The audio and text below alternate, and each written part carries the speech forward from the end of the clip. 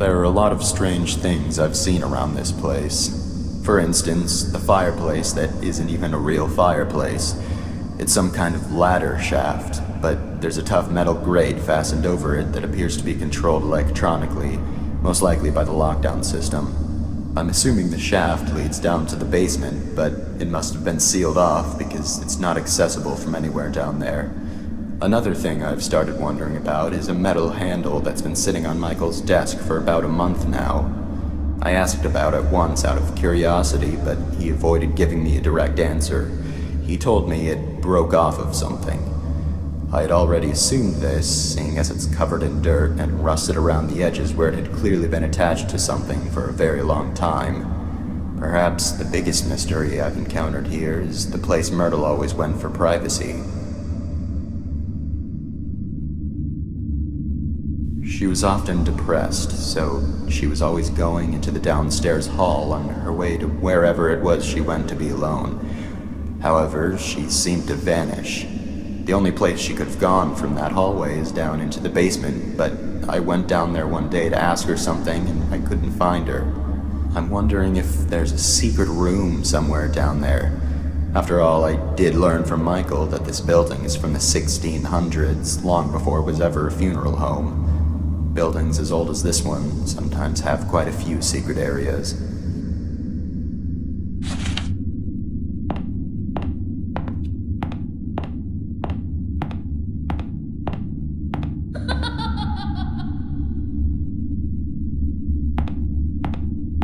They still haven't buried them. Sullivan has been lying in his coffin now for 2 days, and Myrtle for 3.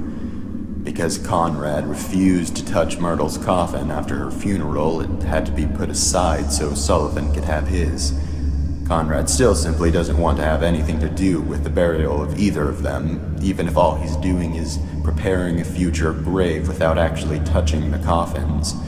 I'm starting to wonder if he had some type of unpleasant encounter with Myrtle and Sullivan's coffins, or he heard some absurd rumor about their corpses. What's sad is that Myrtle and Sullivan don't have relatives who care enough about their burials to actually do something about this. Michael was embarrassed to have to tell all the relatives and friends that the actual burials couldn't be held yet. Even so, none of them objected. Maybe they just didn't see a point in doing so, considering the person they would be doing it for is already gone. I don't know. As far as feeling nervous around coffins, I do get a strange vibe now in the visitation room. The atmosphere in there is starting to feel different. The air feels heavier, a little bit oppressive even. It seems to be more noticeable today than it was yesterday. I'm not quite sure if I believe in ghosts or not, but it seems to fit what I've heard before about locations having uncomfortable, negative energy due to evil or extremely upset spirits. Maybe it's just normal stuffy air. There aren't any windows in there, and it is the middle of summer.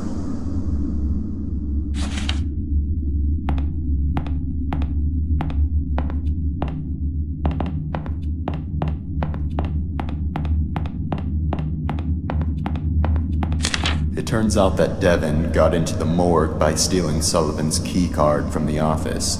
Mrs. Raines had been in there and forgot to lock it when she left. Nobody knows exactly how the kid figured out the passcode, but considering what a flake his mother is, that's probably just something else she inadvertently compromised.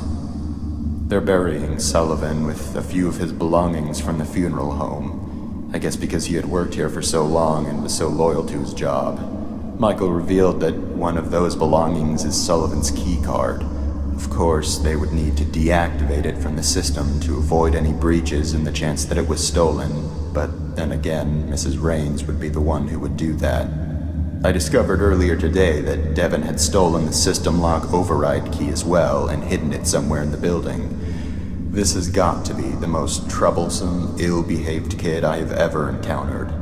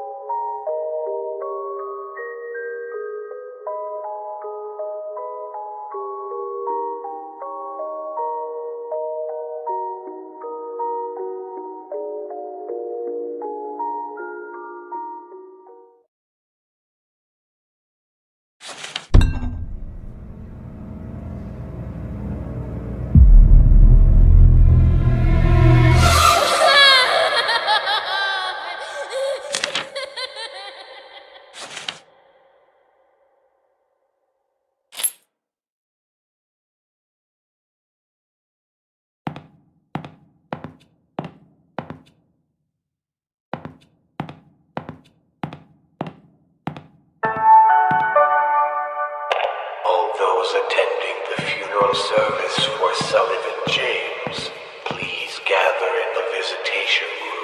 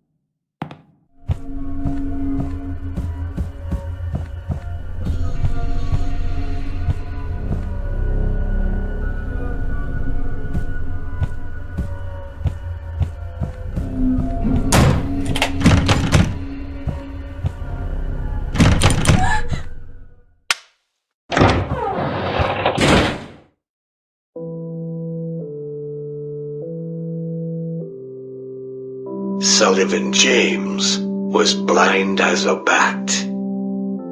Sullivan James fell down flat. Sullivan James is withered and blue. Sullivan James is coming for you.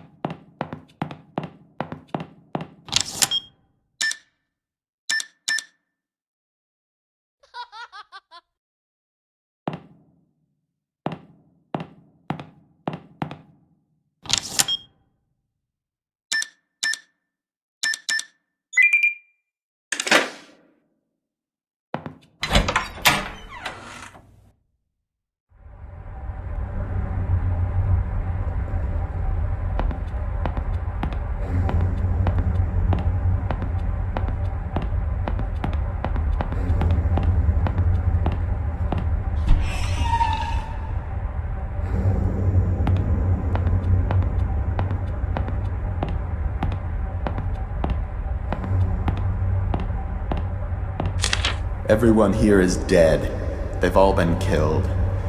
Ghosts in this house are not like ghosts in other houses. If they're looking for something specific, their corpses actually get up. Someone threw the lockdown switch and I can't get out. I finally found the override key, but I'm not sure exactly where the switch is. Although I might have an idea. I remember overhearing a conversation Michael was having a few months ago about something which was located underground. I'm confused as to whether or not this underground location is the main basement where Myrtle's coffin is. I went down there a while ago and looked around, but it appears to be mostly a storage space. Maybe I missed it. The basement is extremely dark, even with a flashlight. Maybe I need to go search again more thoroughly. I need to find the switch.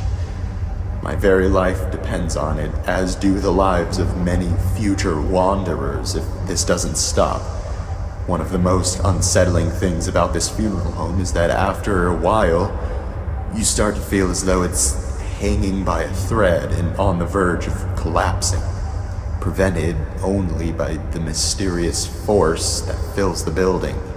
It's such a strange feeling. Maybe I'm not the same skeptic I was before working here. But where is that damn switch? In the deepest part of the house.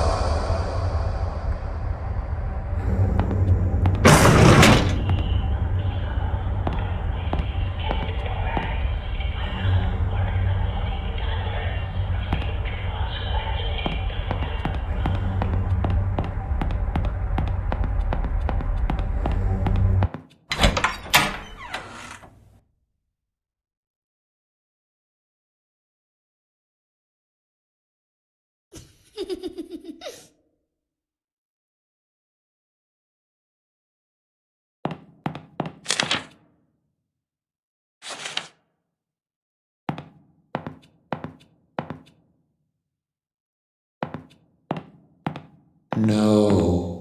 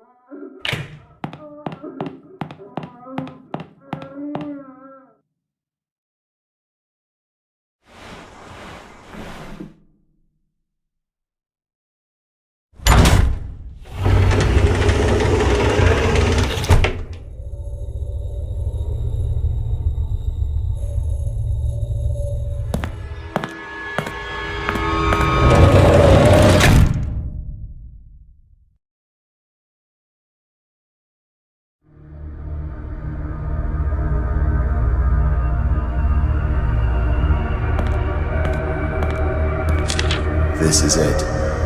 Now I know where Myrtle always went for privacy. Now I know where the handle on Michael's desk came from. Devin must have been trapped down here and couldn't get out. it was only a little while after the search when everything went wrong. All I was ever trying to do was keep my promise. I only ever had the best intentions, but I've angered Sullivan. It was a mistake to touch that rose. This might be the last thing I ever write.